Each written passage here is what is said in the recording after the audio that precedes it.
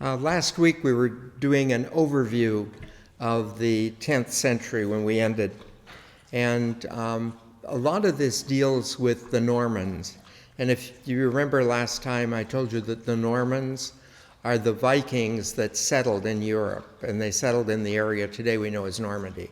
But they will be known as the Normans in the rest of the text. But remember, they're the Vikings. So the Italian nobles in this time, the 10th century, in southern Italy, began to ask the Normans for aid against the Byzantines. If you remember, in Italy, there was a lot of land that was actually under the Byzantine emperor in the east, and land that was under the Roman emperor in the west. And what happened during a lot of the barbarian invasions is that because the Roman Empire was disintegrating, the Roman lands suffered terribly under the barbarians, while the Byzantines were very well defended.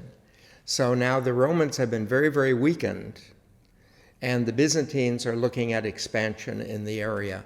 So the Roman nobles asked for aid against the Byzantine ruler, and also for protection against the Arabs. The Arabs were beginning to move towards that area. What the Normans did was they moved in ostensibly to help the Italian nobles, and in effect settled there and ended up in charge of everything. Pope Leo IX raised an army then to attack the Normans and get them out, but he was defeated and he was taken prisoner. The Pope was taken back to Rome, and the Normans gave him two options. One option was to accept that they were there and they would be his vassals. He would still be Pope, and they would be vassals under him. He had to accept the fact they were there and the land they'd conquered. And if he didn't, they get rid of him. And so he wisely accepted the rule of the Normans. But what happened is, when he accepted the rule of the Normans, he was legitimizing their conquest of the Byzantine lands. And when he legitimized that, this further widened the gap between the Eastern and the Western Church, and they moved a little further apart. The Normans actually are very good state builders, and so the Normans encouraged agriculture. They started breeding stock, trade, and largely the growth of towns. Remember, when we start talking about let's say stock, we would talk about raising stock. Before this time, you normally raised pigs, maybe a pair of pigs or a few pigs that were for your own food, and then maybe a cow, maybe a couple goats, sheep, but what you were raising for was your own food.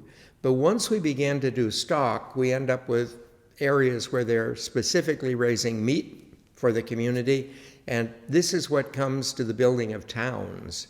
It's when these different things become particularized, so that your job is raising stock. Well, if your job's raising stock, you do not have time to take stock to market. You do not have time to butcher and do all this sort of thing. So what happens is, in town, there's a meat market, and they will do the slaughtering, the cutting up of the meat, and the selling of it. So this is how towns began to develop, the particularizing of what people were doing. And so they did that. Palermo, you remember that Palermo was on Sicily, and Palermo was, in fact, I mentioned under the Muslim rule, became probably the most wonderful city in Europe for a long period of time. Well, this time the Normans took over. They took over Sicily and made Palermo then their capital. And again, it continued to prosper as probably the best city in all of Europe. Rome and the Benedictine abbeys of northern Italy, up where Monte Cassino and those things are, they began to spread the church, the Latin practice of the Latin church in the area. So the priests that came into the area, remember, a lot of this area conquered now was Byzantine this time. So when they sent down their missionaries from Rome and from these Benedictine abbeys, they brought down, first of all, the use of Latin rather than Greek, and they began to develop the church very much like the Roman church rather than the Eastern church. And as I mentioned, I think probably in one or two talks before, if you ever get a chance to go to Venice, Italy, if you go into the main church, St. Mark's, it's very obvious in the inside if there is no service or anything going on, you would look around and you would swear it is a Byzantine Catholic church. Then once the services start, you realize it's Latin Catholic. But that area was all evangelized. Once the Normans got in, it all began to be evangelized by these missionaries from Rome and the north. So they slowly converted it to following the Roman custom. There in Sicily, an entirely new culture was forming and would have for many centuries a great influence on both art and the church. If from the point of view of art, what happened is in the Roman system, we know the type of art they had, kind of a realistic art. You saw it in the Greek statues and stuff like that. That was basically Roman art. If you go into the Eastern Church, you find that what they have are all these icons that are very stylized and everything. But what happened on Sicily is the impact of these two, you end up with the paintings and stuff we're going to see flower in the Renaissance. The people are as real as the Greeks and the Romans presented them, but they're religious subjects. And so if you were to look at a Byzantine icon, for instance, of the birth of Jesus, you'll always find Mary laying down, okay? And that's because that's the way you give birth to a baby. So she'll always be laying down, holding the child, but laying down. And then when you come into the influence of the Roman art, you like the idea of kind of a family picture. And so in the Roman art, they're very realistic figures. They used models from all over. And what you have is Mary normally sitting, Joseph standing beside her. She's holding the baby, supposed to be newborn, but he looks like he's about 4. And they set up this, it's just the classic thing. But it comes out of this impact of the Byzantine church on Roman art. And it also influenced the church building. Church buildings at this point had more windows and were becoming lighter, both in appearance and in the interior light. Often churches at this time, could you imagine Palermo, stood in the midst of palm trees. That was never known in the past. You'd never see churches in that part of the world. So now we see a very, very different change. And if you look at a church, like I mentioned, with regards to the church in Washington, D.C., the Shrine of the Immaculate Conception, that's a very ponderous, heavy church. Big, but it's a very heavy church. And if you would go to the, let's say the church, the National Cathedral in Washington, D.C., that's Anglican. And the church is made in Gothic. And you'll notice that it doesn't have the heaviness of the Byzantine. It doesn't, sit like a solid thing. It becomes lighter. And you see that transition. That's the transition. And the big part of that was windows. Glass came into use. So they started doing lots of windows. That will evolve to stained glass to create what we classically call Gothic. But they're just beginning with the use of glass at this time. 1054. In the early part of the 11th century, the Pope was generally accepted as the supreme religious authority, while at the same time, the Patriarch of Constantinople was accepted as the most influential in the Eastern Church. They always use the term first among equals, so that when the patriarchs gathered, like Venice had a patriarch, Constantinople had a patriarch, Moscow has a patriarch. These patriarchs, and the Pope in Rome is a patriarch as well.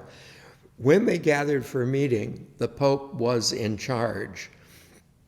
But because these people were all educated in the same basic theology, they all accepted this Nicene Creed, that we don't have one telling the other what to do.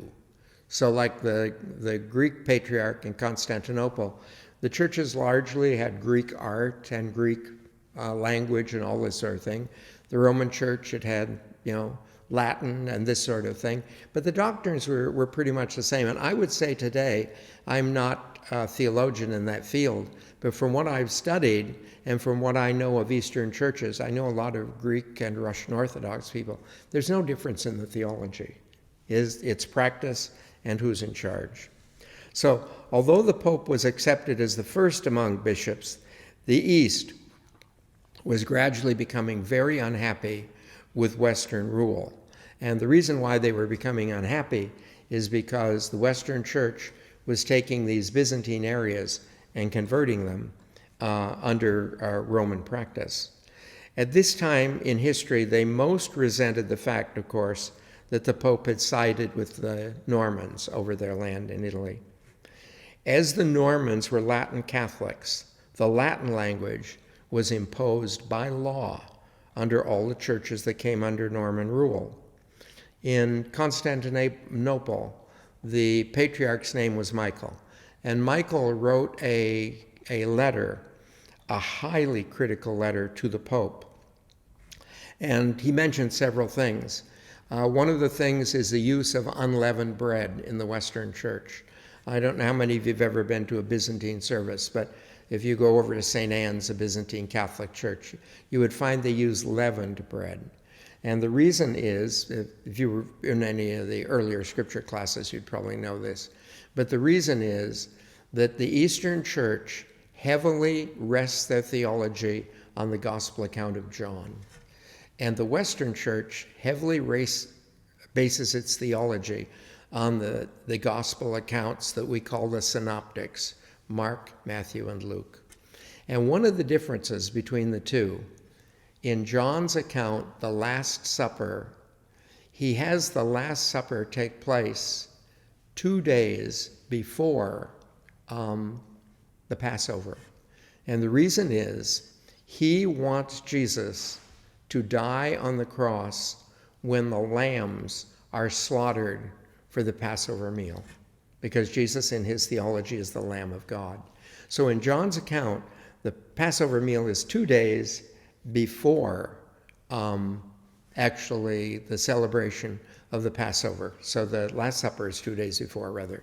And as a result of that, they would not use unleavened bread. You only used unleavened bread at Passover. So following that, they used leavened bread. The Latin Church, following the Synoptics placed the Last Supper as a Passover meal. So we use unleavened bread. If you're not into theology, this seems like a rather ridiculous question. And the fact of the matter is, in the Roman Catholic Church, like the Byzantine Catholic, they're all Catholics under the Pope, these different branches, Coptic Catholics and stuff like that. They all use leavened bread, and we use unleavened bread. Neither one sees the other as wrong. But at this point, this was one of the points. So he criticized the use of unleavened bread, leavened bread in the Latin churches. This led to an angry exchange between the Pope and Michael. Finally, a man by the name of Humbert was sent as the papal envoy to Constantinople, modern-day Istanbul. And during the evening prayer in St. Sophia, Hagia Sophia was the cathedral. At that time, I think it was about the largest church in the world. But anyway, Hagia Sophia is today a museum. It was a mosque for a long time. But you can go in and see it, a magnificent building. And it was the main church of the Eastern Church. And while the patriarch was celebrating evening prayer, he placed on the altar a document that excommunicated the patriarch and excommunicated the emperor. And I think there were some other bishops were excommunicated as well in the Eastern Church. And that's the division. Michael, I think, immediately sent back a letter excommunicating the Pope. You know, they said that he's the first among equals. Well, if he's an equal, he can't really throw them out, you know. He could command different things, but he can't really throw them out. So this is the source of the division, and it persists today. In 1057, Pope Victor II died after only 2 years, and he was attempting to begin a reformation of the church. At this time, people saw a lot of problems in the church. The German Emperor Henry III had also just died, and his son, who was only 6, was officially emperor, but as you can imagine, couldn't rule. The Roman nobles usually picked the man who would best serve their needs as the next pope. And on a few occasions, the Duke of Lorraine and Tuscany, with his army, would intervene to ensure a free election. Now, what does it mean to intervene to bring about a free election? What would happen is that when the electors, and there were a lot of people who were electors. In fact, the German emperor, although he isn't at this point, because, I mean, his son's too young to do it, but the German emperor was among the people who voted for the Pope. And it was mainly nobles, a lot of them what we would call religious people, pastors and stuff like that, but not all. There were princes and stuff. And the princes, by the use of their armies and stuff like that, could threaten other people who were in the thing. And so oftentimes that's how they were able to get their man in as pope. But this duke would periodically intervene. The Tuscolani, this is one of the great noble families of Rome, engineered the election of a man who became Benedict X. Some cardinals, led by a cardinal by the name of Hildebrand, objected to the election because it had not been free, and they absolutely refused to accept Benedict as pope. So they got organized. 5 cardinals then met in Siena and elected Nicholas II. Then with the duke and his army, they marched to Rome. Benedict fled the city, and in 1059, that's 2 years later, there was a decree issued, and the decree approved the election of Nicholas and gave the exclusive right to elect a pope to the cardinals of Rome. I want you to know what the cardinals are. Historically, remember that each diocese, the bishop would be elected by the clergy. And what happens here is that the cardinals essentially are the pastors in the city of Rome. And so they come together and they're electing their bishop, the Bishop of Rome. So the pastors of Rome get together, elect the Pope. The pastors of Rome are cardinals. And I may have mentioned this before, but today, if you become a cardinal, you immediately are made pastor of one of the churches in Rome. So that there is a particular church in Rome where Cardinal Mahony is officially the pastor. And that's done so that the Pope is still elected actually by the pastors of the Diocese of Rome. It's just that today those pastors are international. And almost any parish you go in Rome, actually the pastor is some cardinal in another country. But anyway, so at this point, the cardinals take the exclusive right to elect a pope.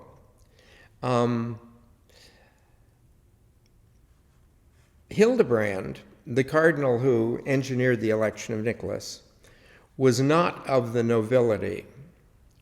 However, his father had been rich enough to guarantee that Hildebrand was well educated and educated in Rome. Hildebrand first served Gregory VI and followed him into exile. He was his secretary and went with him when he was exiled by Emperor Henry III. After the death of the Pope, that's Pope Gregory, Hildebrand entered the monastery of Cluny. Now, we've talked about that before. Cluny was a deeply spiritual monastery. And so he entered that monastery. And when Pope Leo IX was elected, he recalled Hildebrand to Rome, where he began to develop a very close relationship with those interested in the reform. You know, we see this in the Catholic Church right now. There's a strong group of people in the Catholic Church, and among them the Pope, that are really about the reform and the change of some of the ancient things. Like we notice the Pope moving away from all the royal aspects of being Pope, and he comes in as a simple pastor, but he's seeking to reform the church.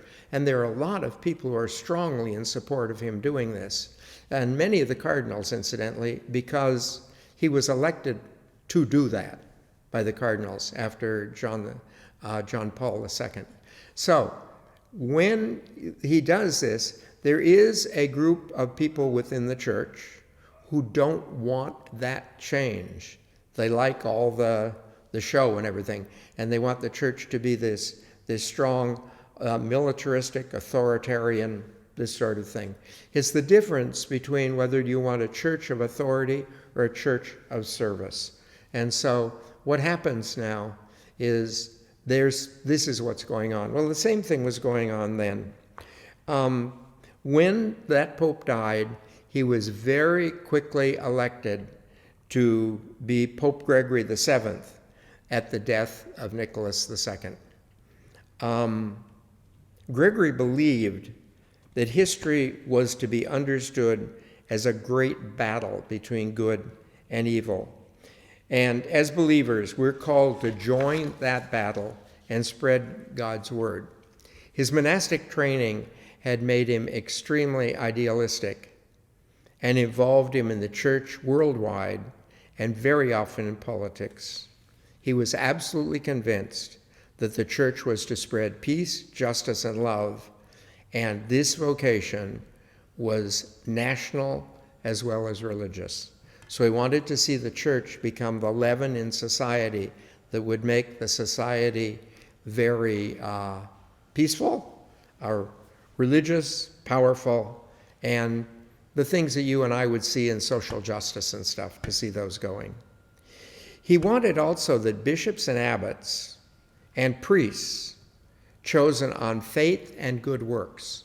So bishops, abbots, priests are to be chosen on the basis of faith and good works. It's an interesting thing because you look at the idea of the choice of leaders within the church. And we go through periods in the church where holiness is far and away the criteria, and you would find that with someone like Pius XII. We go through periods where education is the thing. Benedict XVI was that way. He's highly educated. He's probably the most brilliant man to have ever been Pope. Just a really, really strongly educated man. In the present Pope Francis, what we're looking for is simplicity. But they would elect people for different reasons, all of them good, but for different reasons. Now, he wanted priests, bishops, abbots were to be chosen on the fact that they had faith and that they were producing good work, so that they're very involved in the religion, but simultaneously they were living a good life and doing things. He ordered all church leaders who'd bought their offices or had taken bribes to give up their posts. So to buy your office, like if you were a bishop, I think I mentioned there would be a certain income from a diocese, so people would buy, oftentimes bribe the emperor or something, to be appointed bishop of a rich diocese. So any bishop who had bought their office was required by the Pope to give up their post and leave. There would be pastors of large parishes like that too. Or anyone who had taken bribes. Why would a person take a bribe? To validate a marriage that shouldn't have been validated, or to publicly forgive someone for a sin that something really should be done about, in a community. But if you take bribes, then you had to leave. So these two groups had to leave. The next thing he did was empower a group of envoys. And he sent them through the entire church, the whole church at that time, and they were to discover whether bishops who had bought their post, or priests who'd bought their post, or people who had taken bribes remained in office, and find ways to remove them. They would report to the Pope on the status of this reform.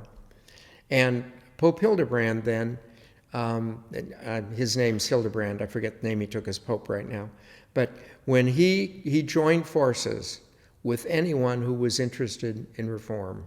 So people about the reform, and there were some people about the reform that weren't, saint quality themselves, but they wanted to see the church reformed. Well, if you wanted to see the church reformed, he worked with you, and he gathered these people together. First thing he wanted was the exclusive right to appoint bishops. The German emperor had a very long history of appointing bishops loyal to himself.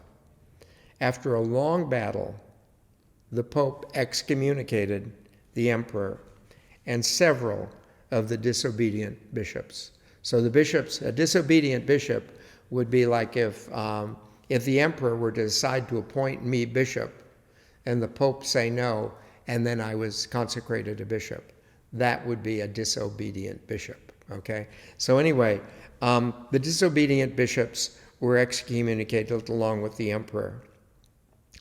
The German princes told the emperor that they would elect another emperor if he was unable to obtain the forgiveness or pardon of the Pope. So the Pope, you can see the power of the Pope here, but the emperor was willing to move against the Pope and just sort of ignore the whole thing, but the princes weren't. So the German princes will move against the emperor at this time. During the Reformation, we're going to watch the balance of power shift back and forth between the emperor and the princes as part of the Lutheran Catholic thing. The emperor was Catholic, and most of the princes were Lutheran. The emperor went to the winter quarters of the Pope, and he stood for 3 days in the snow before receiving the forgiveness of the Pope. So he realized he was going to lose his position if he didn't do that. And this appears in a lot of history books, and I love the line, so I just quote it here. It says, "At this point, Gregory proved himself a priest, but not a politician." So he did the priestly thing. If a person wants forgiveness, he did the priestly thing. But politically, he knew the emperor did not like him. And as a result, the emperor went home and worked until he was powerful enough, and then he drove the Pope out of Rome. Personally, I would still argue for what he did. I think he did was what you want to see the church do. You want to see the church be a forgiving church. In 1066, a King Conte, a Dane, became the ruler of England, Denmark, and Norway. He was a really great ruler, and he helped his people form very close ties with the countries of Western Europe. And, it's interesting when you look at Europe, you think of many of the countries in that Northern Europe, that area, as being very, very Eastern. And most of those countries fell under the communists after the Second World War. And then many of them are very westernized. The two really Western ones that fell under the communists, or three, I would say, was Austria, Hungary, and Poland. But they had pretty well been westernized. And so they came. But they're very different styles between the countries that accepted Western Europe and those that were mainly Eastern. At this point, the Vikings, or as we should be calling them, the Normans, were all Catholic. When this king died, many in England wanted to receive a king from an Anglo-Saxon family. They were tired of the Normans. They were tired of the Viking influence. Others supported William of Normandy. And William was in the area of France we know as Normandy. And William invaded and claimed the crown. This is 1066. If you happen to study English history, it's the most important date in English history. William the Conqueror takes England, and the Normans then are completely in control. And this is the point at which the English church begins to look an awful lot like the Roman church, because the Normans were very much into the Pope and the Catholic Church. William was a very strong ruler. He reorganized the government, he reorganized the laws, and he reorganized church life. He was a very powerful ruler. However, he was also cruel and ruthless in protecting his own interests. They did a what do you call it, a serial on TV, and I forget which channel did it, but it was the story of that king, Conte, and his being ruler of England, and the machinations among the English lords in order to get one of their own people in, and the machinations going on in England in order to get William in, and how this took place. But William was a really ruthless guy. He had all kinds of good ideas, but ruthless in bringing them about. And you have to be careful about that. That one of the things they say about Richard Nixon, I'll say it about Richard Nixon.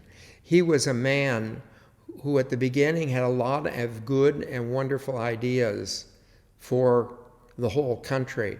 And at the beginning, I'm talking about when he was a young politician in California. And he made compromises all along in order to rise.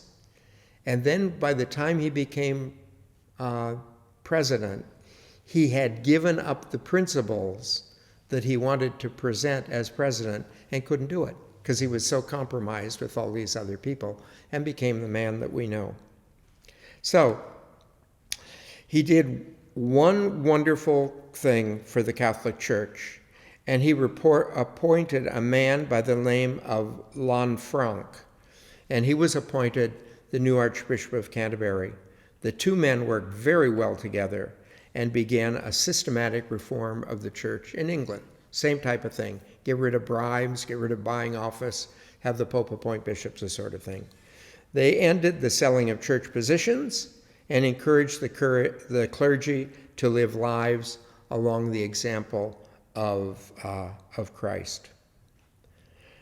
William II, the new king, however, wanted to gain control of the church.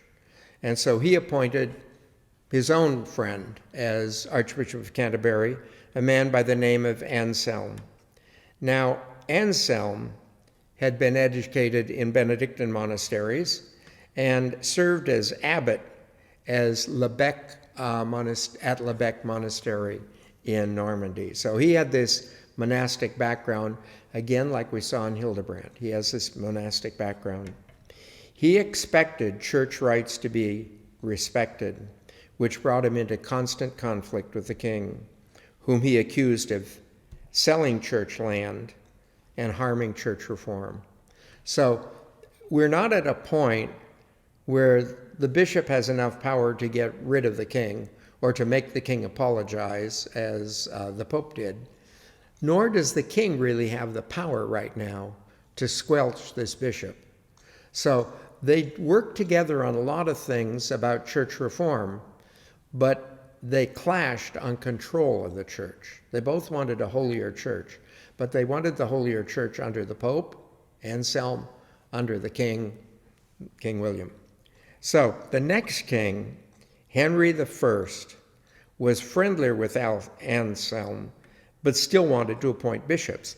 When we see him here, it's hard to understand that Anselm was one of the greatest minds in the history of the church and one of the greatest in the history of England. Anselm wrote a lot. He's a very, very important person. And I can imagine the encountering of Anselm. Like if you were to meet Anselm, you would understand who he is. It's sort of like if you're in the presence of a really brilliant person, and everyone sort of recognizes that when you're there. There's a certain awe about the person and stuff like that. And Anselm was that kind of person. So Anselm wanted bishops to be selected only by priests and bishops. But because Henry and Anselm were friends, I think if you're friends, you can take opposite points of view and work them out. And if you're authorities as friends, you can compromise, okay? In authorities, you have to compromise because you're making rules for other people. But if you're just making rules for the two of you, you can usually work it out. But if you're going to work as leaders, Anselm in the church and Henry in the government, you have to make a compromise. And this is what they reached. The church would appoint bishops by elections that would be conducted in the presence of the king. So the king would be present at the election of a bishop, but the king could not vote for a bishop. But you realize this gives the king a lot of influence, because if you're there voting for who's the bishop, and the king's there, and you vote for someone who is not favorable to the king can well block your name ever coming up for bishop, okay? Because he could block who came up, but the electors took care of it. The new bishop, once appointed then, would acknowledge the king as his lord and receive a grant of land, a fief. Remember, under the feudal system, that you'd be given a piece of land, and that puts you under the authority of the person who gave you the land. So he would acknowledge the king as lord, and he would receive a fief. Then a church authority, could be the bishop or something like that, would give the bishop his staff and give it the ring. The staff and the ring are the symbols of religious authority. Okay? When I was a youngster, anytime you encountered a bishop, you would always kiss his ring. And the reason that you kiss his ring, the ring symbolizes the episcopal authority much more than it symbolizes the person. Like, for instance, when you kiss the ring of a king or something, you're acknowledging whoever the king is. But in the church, the ring is really the symbol of the spiritual authority of the person who wears it. It's like in our scripture classes, I know we've mentioned this, that when the Pope is made Pope, there's a ring that is cast with his coat of arms on it and everything. But it is a ring that the Pope wears. And when the Pope dies, the Pope ceases to be Pope when that ring is destroyed. And because the ring is what was used to sign documents and stuff. So until the ring is destroyed, the dead man is Pope. And the other thing about Anselm that we are probably not going to go much through is that Anselm was a great scholar. I mentioned he was a brilliant man. But when you study today the arguments for the existence of God, the study where you study proof of the existence of God is called theodicy. But if you study theodicy, almost all the proofs for the existence of God are proofs that were collected by Anselm. Now, we normally study them as they're explained and proven in the philosophy of Thomas Aquinas, but they are the arguments that were largely collected by Anselm, and they're the same ones taught today. 1095. For almost 25 years, Constantinople had consistently appealed to the Pope for some kind of aid against the Turks, who had captured Jerusalem from the Muslim Arabs and were threatening all of Asia Minor. Under the Arab Muslims, pilgrims had traveled freely to the Holy Land, but the Turks were threatening and killing Christians. I'd like you to sort of understand this, that when we look at the Muslim community, we don't tend to think this way, but when you look at the Muslim community, it is divided into as many segments as the Christian community is. Like they would look at us and say we're Christians. But as a Christian, I'm a Catholic, and another person as a Christian is a Baptist, and we don't believe exactly the same thing. Or a Jehovah's Witness is a Christian, but we don't believe exactly the same thing. A Mormon is a Christian, but we don't believe exactly the same thing. And so we have a tendency to lump the Muslims together because we aren't involved in the Muslim community that much. But when we look at the really negative side of the Muslims that took place over a period of time, we're looking at two things. We're looking at the but we're looking at the Turkish Muslims who formed this huge army and conquered the other Muslim groups, forming the Ottoman Empire that fell apart in the First World War. But anyway, the Ottoman Empire was very, very vicious to Catholics or Christians of any kind. And that was all the Turkish Muslims. Arab Muslims, no. And when I hear people talk today, they sort of put on the Arabs what really comes in the tradition from the Turks. I'll tell you an interesting story about this from San Luis Obispo. When I was pastor of the mission, a group of people from the Jewish community wanted to open a new synagogue. And so the idea of building a synagogue and everything, it went through the city council. I'm not really sure why it went there. But anyway, there was a discussion about the synagogue. And it was interesting how many people were saying that there are not enough Jews in San Luis Obispo to fill the one synagogue we have. So we don't need a second synagogue. And this discussion went back and forth and back and forth. So finally, I got up and I said, we have to understand the nature of the Jewish community, that there are a lot of branches. And what we are talking about here would be the same thing as when the first Baptist minister came to San Luis Obispo. We would say, you're a Christian, you can't build a church, we have the mission. That would be inappropriate. The Baptists are not Catholics. And so the different branches in the Muslim community are the same. The Pope decided to ask the Christian nations of Western Europe to liberate Jerusalem. The Pope saw this as a way of uniting the Eastern and the Western churches. You have to realize in all this thing that's going on, like we think of the conquest of land and stuff like that, the conquest of land in the Crusades would all have to do with the kings who led the crusade. They had their own leaders, they appointed their own king of Jerusalem, that sort of thing. The church had nothing to do with the gaining of land. The motivation within the Catholic Church was that if this crusade was successful and we were able to defeat the Muslims and break their authority there, we would free the pressure that was on Constantinople and the Byzantine Catholics, and that would draw us closer together. And many leaders of that very first crusade were very well-meaning people, but everything quickly turned very bad. Many joined the army and were interested only in personal profit and in loot. On the way to Jerusalem, these soldiers of fortune never distinguished between Jews, Muslims, Eastern Christians, and civilians. And lots of innocent people were killed as the army marched across to go over and liberate Jerusalem. One of the really interesting things when you study historically, wars tend to get very ugly. Wars are the worst way to set about trying to settle anything.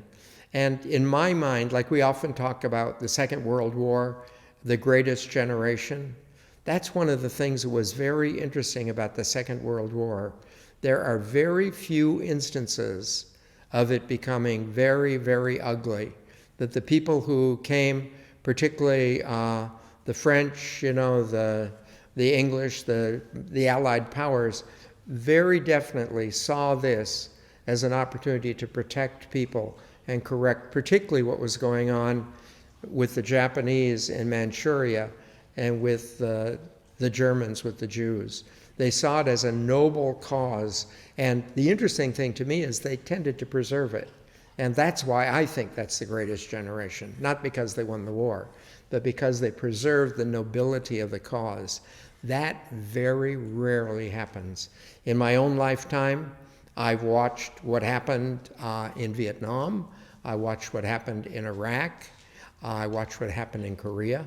We have a tendency to go into a war for very good reasons and end up doing very terrible things. In 1099, Jerusalem fell to the Crusaders, and a catastrophic killing of citizens began, again with Eastern Christians, Jews, and Muslims killed as a mob of soldiers ran uncontrolled through the city. They were killing everyone they encountered, no matter who they were, and looting the city. In the next 200 years, there would be many of these wars, but in the end, Jerusalem would be in Muslim hands, and the Eastern and the Western churches would be permanently separated at that point. In 1122, a Concordant is a treaty that the Pope makes with a king. The term treaty, they don't use it with a Concordant because a treaty normally governs land. But what a Concordant does is cover rules and the way they're working with one another. So Henry V and Pope Callistus II came to this Concordant concerning the appointment of bishops. Now remember, this appointment of bishops is a constant thing, and we watched the problem with it that took place in Germany, which gave priests and bishops the right to elect a bishop, but the emperor had to be at the election, okay? So now we're looking at England, and the Concordant, unlike the English solution, unlike the German solution, however, would govern all of Europe, okay? So this, the solution we had in England about them electing and the English king being there, that was just for England. This one, the emperor in Germany, this Concordant is going to govern all of Europe. Bishops and abbots would be freely elected by bishops and priests without interference by the king, okay? And if you could prove interference by the king, that would invalidate the election. Remember, I mentioned a king could sort of threaten people who were at the election, this sort of thing. If any of that was seen, it would invalidate the election. So the king could be present, but he would not be allowed to interfere in any way. He could easily make his presence felt, and obviously often work behind the scenes. After this, the king would confer secular powers and rights and explain secular duties.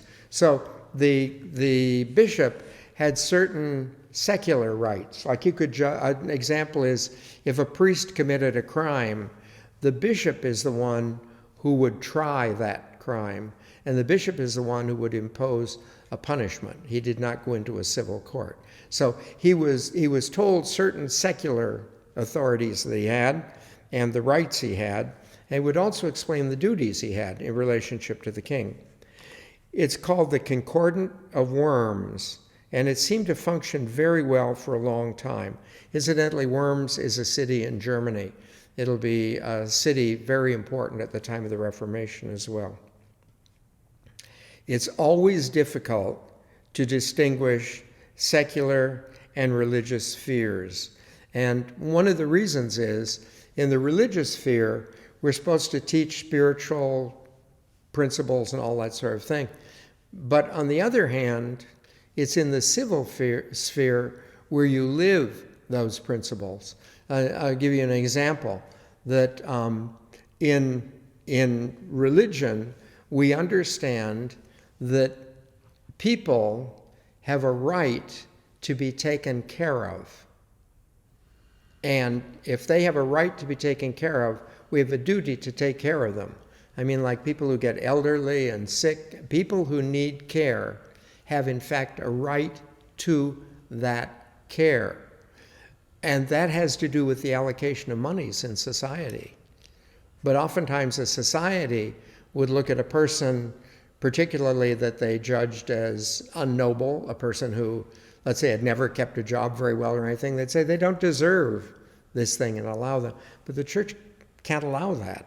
So the religious and civil spheres oftentimes overlap. And it should be noted that while separation was honored in the West and had efforts to try and work out the spheres of, the spheres of religion and the spheres of the secular world, the East saw no such separation. And they considered that there was absolutely no distinction between secular and religious power. And you realize by seeing there's no distinction between the two, you have set up a constant war between the patriarch and the emperor. And if we watch in the East and you go through the whole series of emperors, you will notice at times it's the emperor who's really in charge. And if it's the emperor who's in charge, he'll call the shots in the church as well. Or at other times, it's the patriarch who's completely in charge. And then the patriarch will call the shots in the civil world as well. But in the East, the idea of the separation of civil and religious spheres was unknown. And the separation in the West ended up giving much greater freedom to the church. The church was much freer to function as long as the state knew that they had their own sphere. Through the earlier history, before this time, we watched that the church is always fighting the encroachment of the state, and the state is always fighting the encroachment of the church. And as we go through history, you'll see popes, for instance, who function. John Paul II was an example of this. You see popes who function very, very powerfully in the political world. And at times, you'll see secular authorities that function very powerfully in the church. We haven't seen that probably for a little over maybe 150 years. I think the last time we saw a real influence of a political authority on the church was at the time of Mussolini, maybe 100 years. The time of Mussolini, where the lands that had been taken over by Italy during the revolution, the lands that were returned to the church that created Vatican City, for instance, that was the last time we saw a really big influence of a civil government on the church. So why don't we stop it there, and we will pick it up next week. Thank you very much for your attention.